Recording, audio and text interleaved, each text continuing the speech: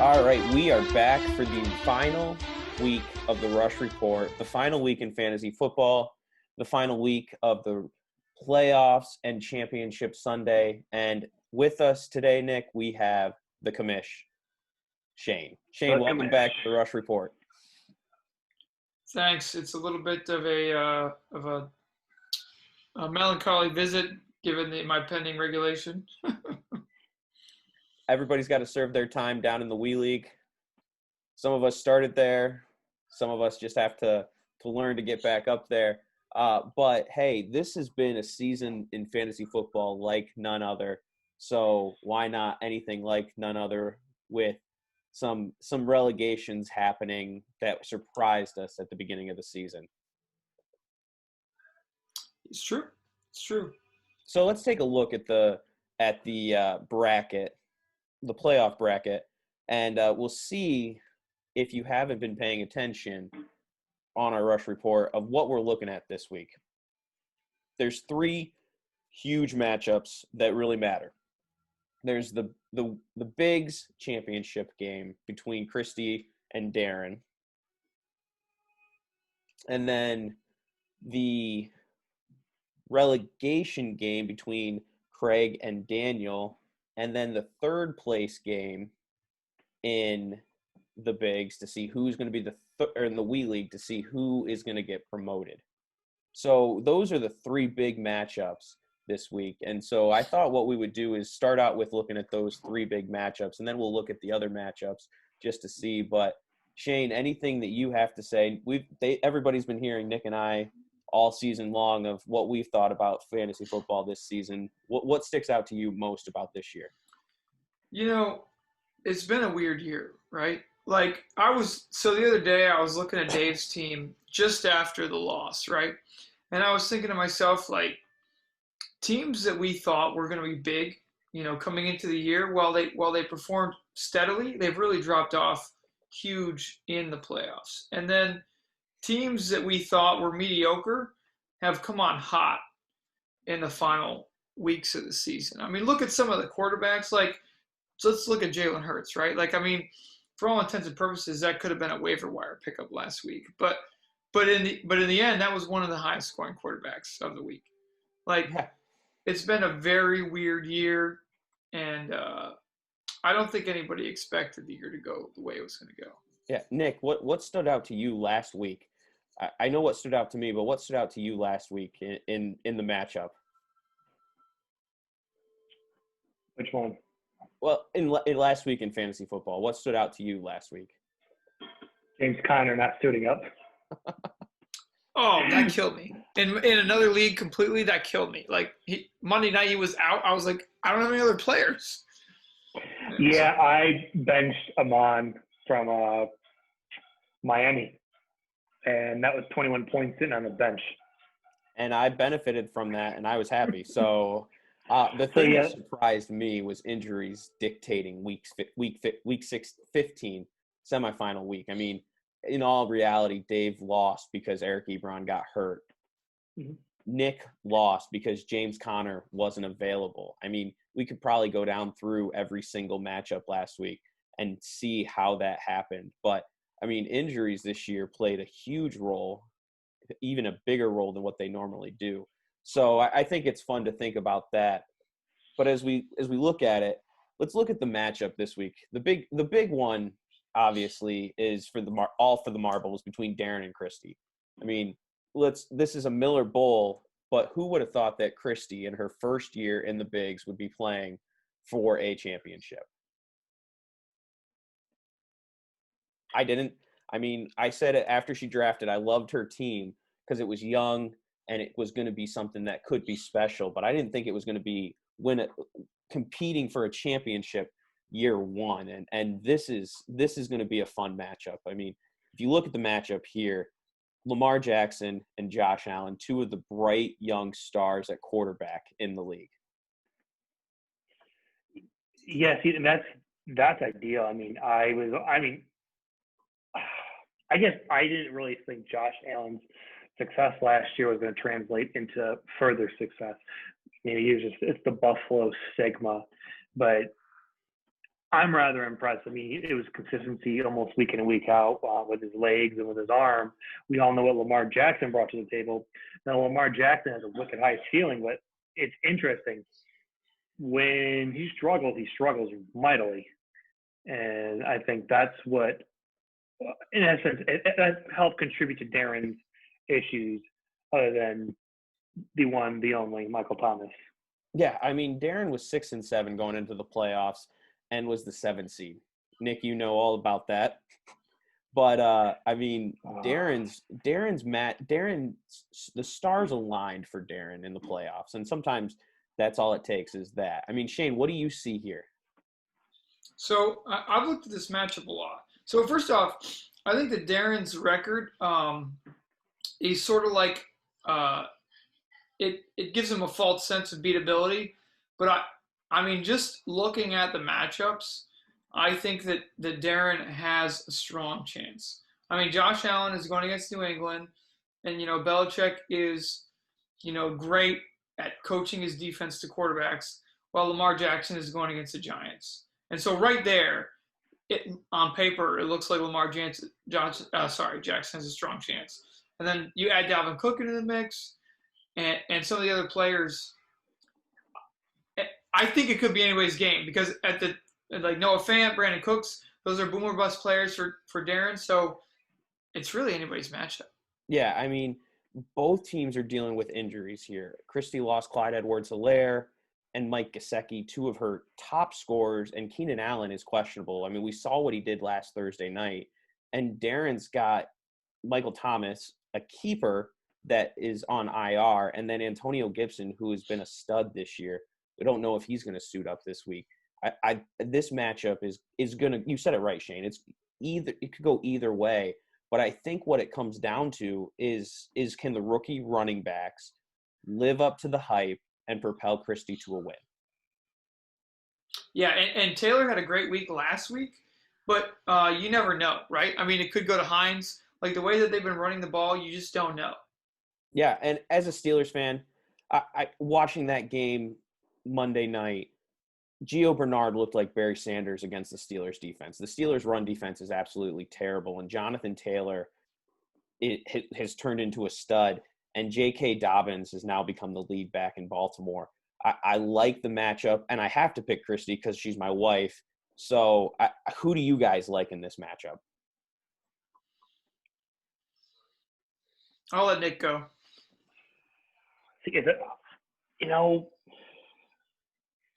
Bengals played good against the Steelers, but the Steelers' trajectory is a little bit down right now. So you never know what David Johnson. I mean, maybe it could be a revenge game for the Steelers, but they've been letting everybody walk all over them.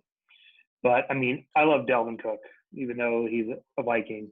But I truthfully, just because J.K. Dobbins is the starter, would give Chrissy the edge with the running back game. And, I mean, I got to give it to her at the wide receiver. So, truthfully, Christy in her first year is going to win.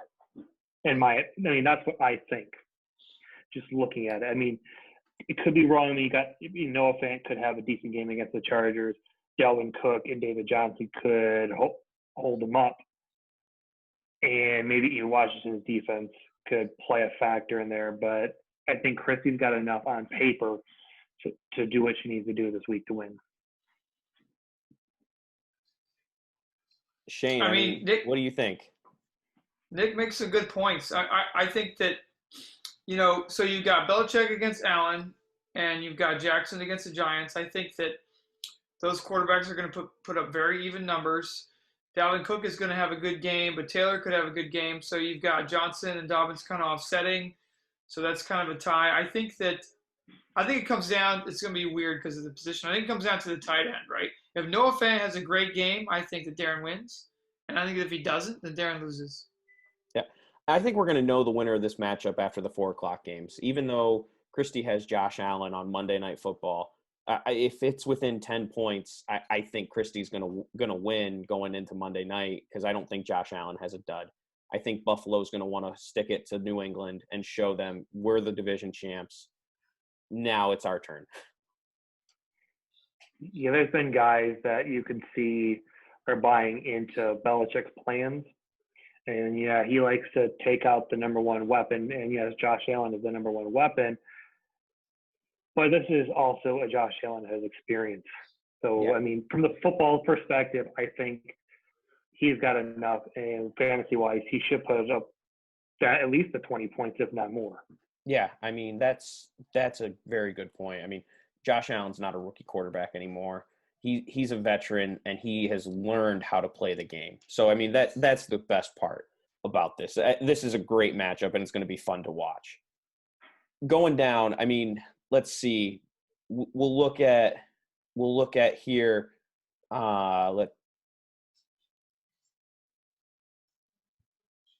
Where's the matchup that I'm looking for? MFL does not have this in order, so I don't have quite this. But here's the matchup that I was looking at: Nate versus Dan. I mean, this here is a matchup of who's going to be the third person promoted in the Wii League. Nate and Dan, I thought for sure Dan was going to win last week against Caleb, but Caleb just stuck it to him, and here we have a father-son matchup to go back to the bigs. It doesn't get much better than this in this league. I mean, I picked Dan last week to beat Caleb. It was dead wrong. And I picked Jeremy last week, I believe, to beat Nate. So, I mean, it's kind of irrelevant. It really matter. It's going to matter on is James Robinson healthy? I know he's resting right now. David Johnson, is he going to be full bore against the Bengals, or the Bengals going to stop him? Hunter Henry is banged up, but he'll probably end up playing. I mean, what kind of game are you going to get from Aaron Rodgers against the Titans? The Titans are seeming to be a good defense and a good team overall. So it can be it says a 17-point win might be a little stretched just based upon those factors. Yeah, I mean, Nate's got the edge here, I think. Aaron Rodgers, Derrick Henry. I think it comes down to that. You got to look at the matchup. The Titans' defense isn't great. Aaron Rodgers loves playing on Sunday Night Football, and Derrick Henry against the Packers' run defense. That's the matchup right there. And I like Nate's wide receivers more than Dan's with Chris Godwin, DeAndre Hopkins, and Allen Robinson. And I think Nate wins this by 15. I don't think it's going to be that close, unless if Dan decides to start Jalen Hurts, and Jalen Hurts has another week like last week. Another fact is Chris Carson is going against the Rams, and the Rams, well, should be the number one defense, but they got beat up by the Jets last week. J.K. Dobbins and Myles Gaskins first came back against the Soft Raiders. So if Robinson doesn't go, he potentially could just run those three guys out if he wanted to. So I do agree that Nate is the favorite here to win. He's got the pieces in case somebody is hurt, whereas it's going to be a little bit harder to piece together a team if any of Dan's guys are hurt. Yeah, Shane, what do you see here? Well, first off, let me just go on record as saying, if we went back through the last 11 years of the Rush Report, I think every time I've picked against Nate, I've been wrong. And even the last time I was on the show, I picked against Nate and was wrong. So I'm going for Nate. And if you actually look at the matchups, so 2 weeks ago, he put up 160 points. And he has a lot of favorability in those same matchups. So I think he runs away with this. Yeah, that's fantasy football, is being able to look at the matchups, and that's the key here. The matchups matter, and we're all in agreement that Nate is gonna win. So Dan is probably gonna win, because I think the last time all three of us agreed, we were all wrong. So that's the joy of breaking these things down. And then the other matchup that's really big this week is between Adam and Chad, the last team that's going to get relegated. Craig survived relegation. I know that's a sore subject for you, Shane, but he did what he had to do, and now it comes down to Adam and Chad. Both these guys have been down in the Wii League. Chad started out down there, and then Adam came back up last year from being down there, and so this is going to be fun. I wouldn't want to be in this position, but Adam's team is I think the biggest hit or miss or the biggest boom or bust team in our league this year. He could very well be a big miss this week. It looks like Cam Akers is out. Matt Breida is going to be playing second fiddle to Amon and Gaskin this week. So he, all intents and purposes, doesn't have a running back. I mean, he's got Sony Michel and James White, so they're going to split the backfield. Maybe he can strike lightning in a bottle. But that's working against him right now. I mean, Kenyon Drake and Wayne Gallman aren't great, but that's at least better than the Bill Belichick offense right now. Adam's going to need some luck, it looks like, unfortunately for him. And with Chase Claypool, I mean, maybe Chase Claypool will come back and be like he was earlier this year. Stephen Diggs has been amazing fantasy point ways, and Cole Beasley even has been really well. And Chad's also got Tim Patrick. He could play out there, who's been pretty solid. So I'm going to give the edge to Chad. Yeah, I mean, looking at Chad's team, Cole Beasley has been a top 10 fantasy wide receiver this year. People don't realize how valuable Cole Beasley would be. And then Stephon Diggs has looked like a top 5 wide receiver in the whole NFL, getting a quarterback like Josh Allen. I like Chad's chances. Like I said, Adam's team is the biggest boomer bust team pretty much because of one player, and that's Tyreek Hill. Tyreek Hill is the reason why some people are going to win their leagues this year, and probably going to be the reason why some are sitting at home, not able in the championship because they rode Tyreek Hill, and he is a big boom or a big bust. And Chad's team, I think, is more well-rounded this week, especially looking at the matchups. So if you just do a player-by-player analysis, there's, in my opinion, there's only one category that Adam has got the edge, and that's with Tyreek Hill. And don't get me wrong. I mean, Tyreek Hill dropped 50 points on me, and that's difficult to overcome. But I don't think the fact that I believe Chad's team is better in every other category, I don't think Tyreek Hill is going to carry Adam to a victory this week. I don't think so. I mean, Tyreek Hill's dealing with a little bit of a hamstring injury. He's drinking pickle juice on the sideline to take care of cramps. Jared Goff looked like a JV quarterback, and he's going against a team that knows him well in Seattle, at Seattle. I mean, Adam has put up a great fight in the relegation bracket, but I think this is Chad's year to stave off relegation. Yeah, I agree. I mean, if Tyreek's banged up, I mean, he's still got McCauley. They still got McCauley Hardman, Sammy Watkins, Robinson, Kelsey. I mean, there's enough mouths to feed. They were not going to press it, especially for playoffs upcoming. So it's definitely working against Adam right now. Yeah, I mean, if Tyreek Hill's slowed down at all, Andy Reid's going to pull him because he doesn't want to lose Tyreek Hill for the playoffs. And then let's look at the other matchups. I mean, they're fun, and we play fantasy football for the other matchups. And we'll start here, right at the top of mine, because it's me and Matt playing for third place. This is fun. I was glad to get into at least the third place game this year. Notice I changed my name from the Chubby Champ to the Chubby Chump because I was a chump in the playoffs. The fifth place game, right? No, this is the third place game. Nick and Jeffrey are playing for the fifth place game. No, this is the fifth place game. Yeah, because Dave and Jeff are playing for the third place game. Yeah. Oh yeah, this is the fifth place game. My bad. No worries. Wrong league. There's a lot of games. Wrong league. I'm playing for third place in another league. Fifth place game. Fantasy football week one has been terrible. I mean, for fifth place, like I said, the chump. You can just put chump right here. But this is going to be an interesting matchup this week.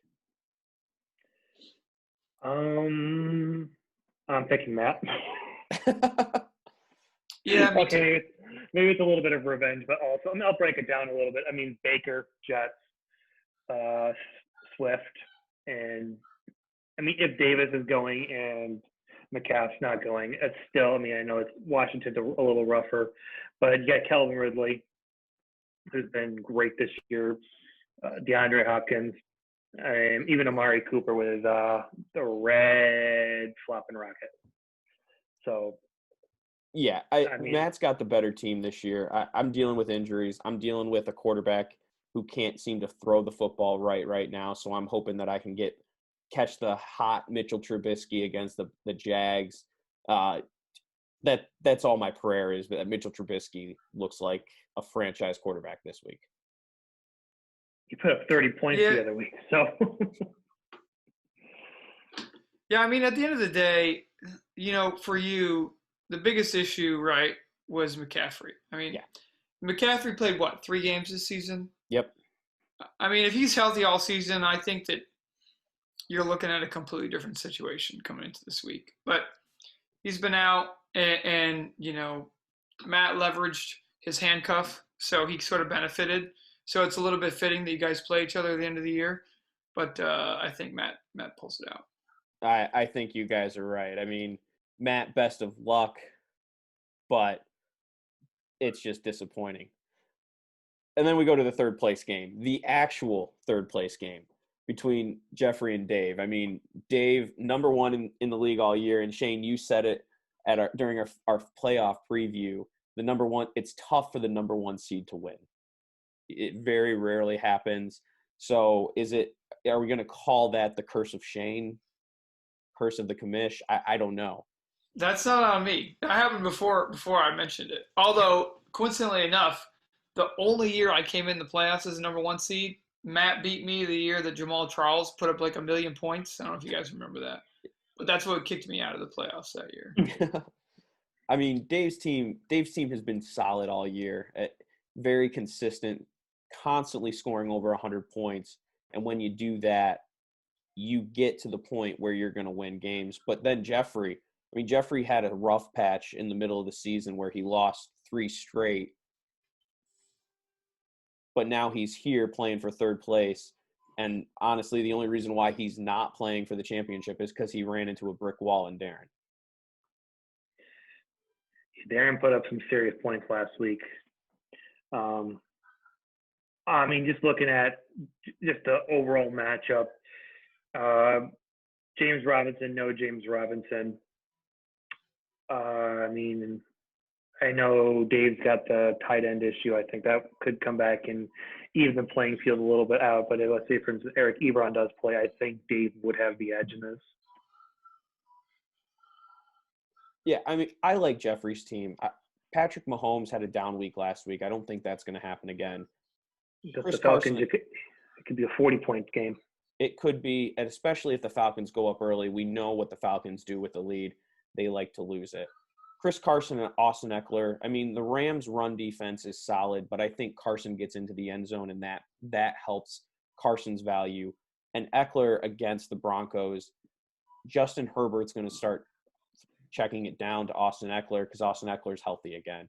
And we're seeing that a healthy running back in that offense makes all the difference. Truly does, and a good pass catcher too. I mean, nothing against the other running backs, but Eckler is really good. Eckler's the guy. He makes room for Herbert to succeed. It's probably going to be a really tight game.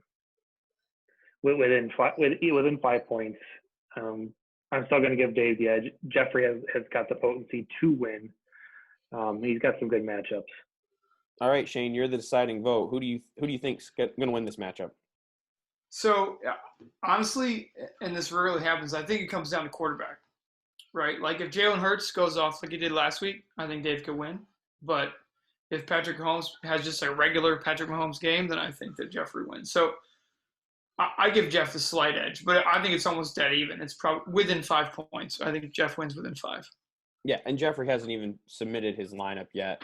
So it'll be interesting. He's got some options there to move around. And then we come to the seventh place game. Sorry, Nick. But the seventh place matchup, how fitting is it? All season long, you made fun of Brandon for keeping Marlon Mack. And who do you play for the seventh place game nobody other than Brandon? This is great. I feel like I played him 500 times this year. My word, he just won't go away. Oy, oy, oy. This matchup it was always a close matchup the other time that you played him, and in all reality, this is going to be another close matchup.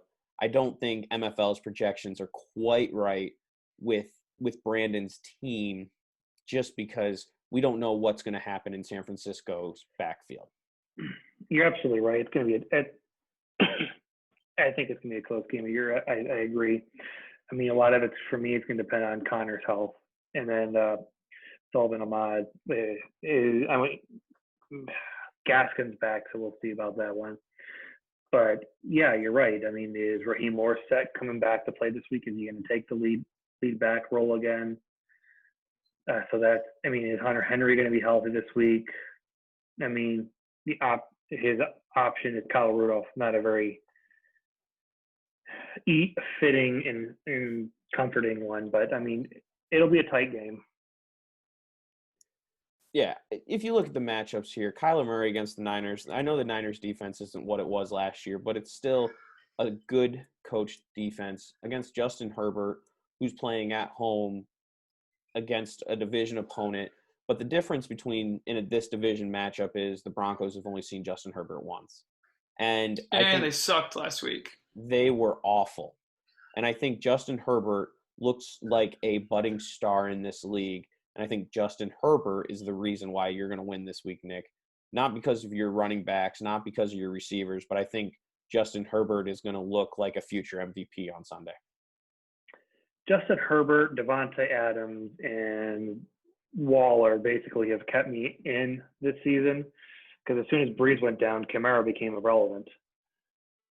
But for sure, the pickup of Herbert, because I dropped Stafford for him, was probably my best move this season. Other than that, I mean, I got a lot of rookies, wide receivers, but he's the reason why I even made it to the two seed all season. And then a combination of some other hot hands, but definitely Justin Herbert. He's going to be here for a while. He's a tall guy. He can still move around in the pocket, so he's here for a while. Yeah. Shane, do you have anything to say that we missed?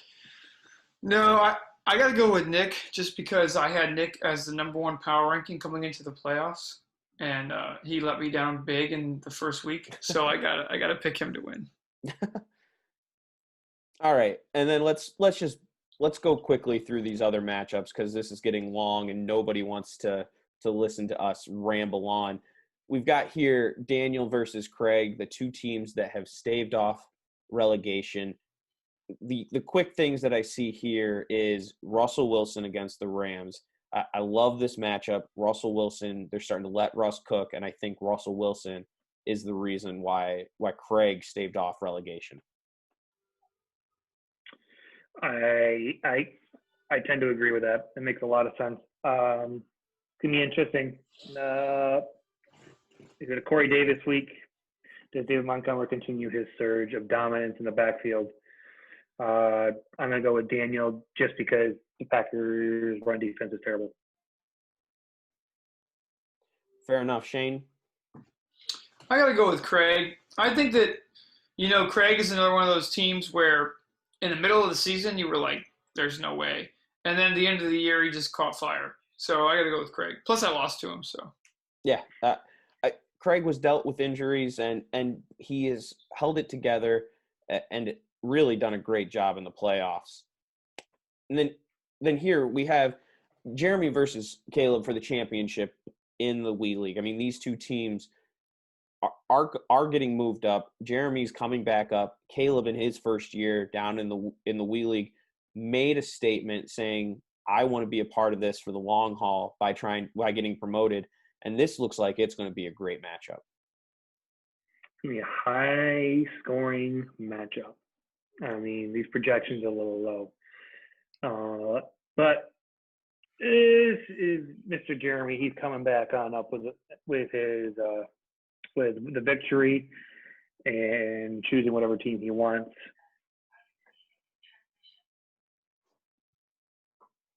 Yeah, I think with this matchup, it's the first one to 130. I think both teams score over 130, but it's the first one to get to 130 wins this matchup. Yeah, I think Jeremy makes it back to the bigs on top. His team looks like the team to beat. I don't think he loses. I think he wins by 10.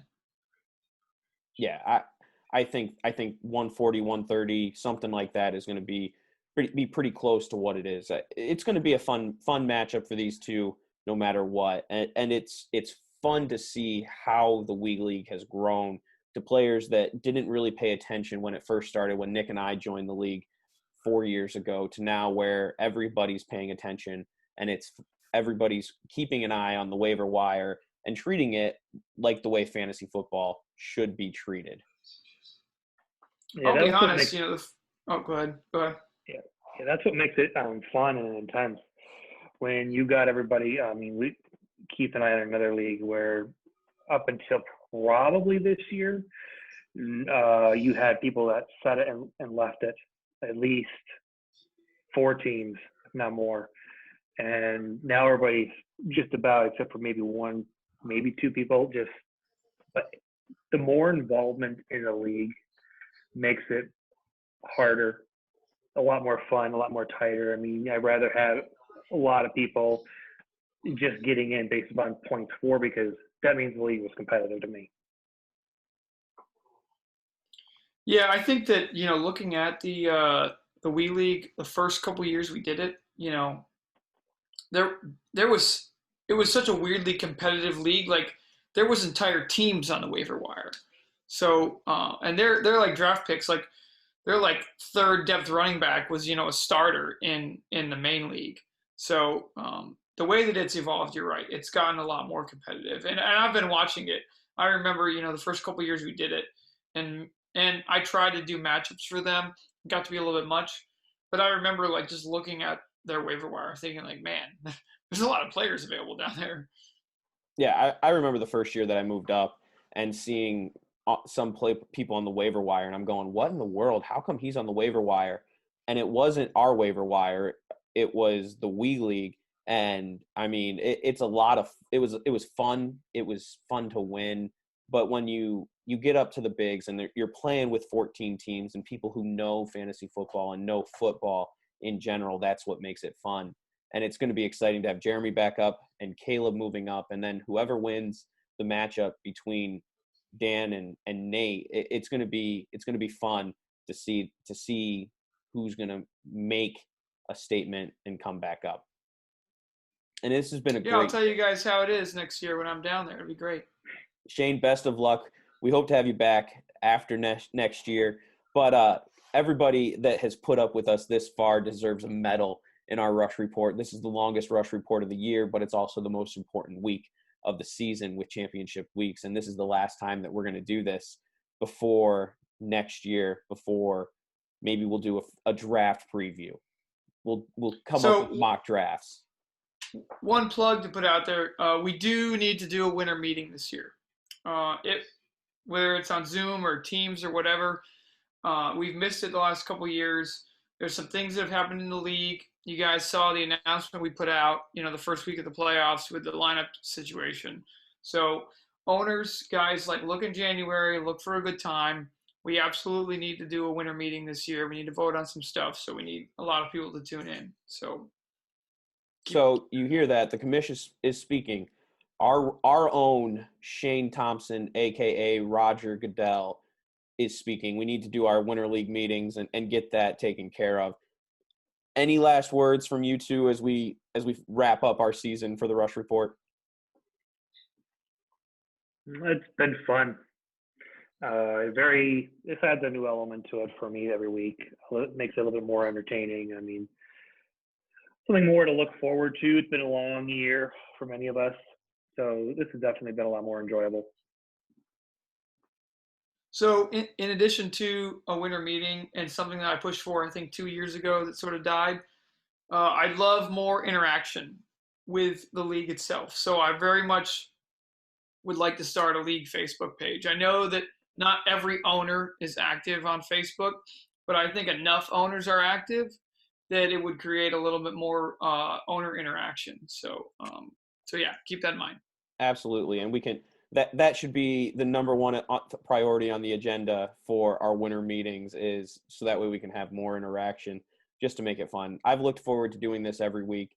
It's been fun, and honestly, because of it, who knows what the future will look like. Nick and I have spent hours talking about fantasy football, just the two of us, and now we get to share it for everybody else. So it's been fun for us, and thank you, Shane, for letting us do this. Thank you guys. So, I mean, the Rush Report, when I first started it, I called it something completely different, and it was all typed up. And I used to run, odds predictors to kind of give me like a certain edges in the games. And it evolved to this video thing. And you guys, it's taken off. Your production, the way that you do it now, it's way better than those solo videos I used to do on my couch. So I really appreciate you guys taking it over. It's been fun, and we're looking forward to doing it next year. Even if next year one of us ends up getting relegated, we'll still look forward to doing this, because Nick and I are in this league for the long haul. Once you get into the league, you don't want to get out of this. So that's it for the Rush Report this week. Thank you guys for putting up with us this long, and we're looking forward to where our league goes in the future. Good luck this week in championship week, whether you're playing for 5th, 7th, or you're not playing at all. Just enjoy football. Merry Christmas, everybody, and have a safe and happy holiday.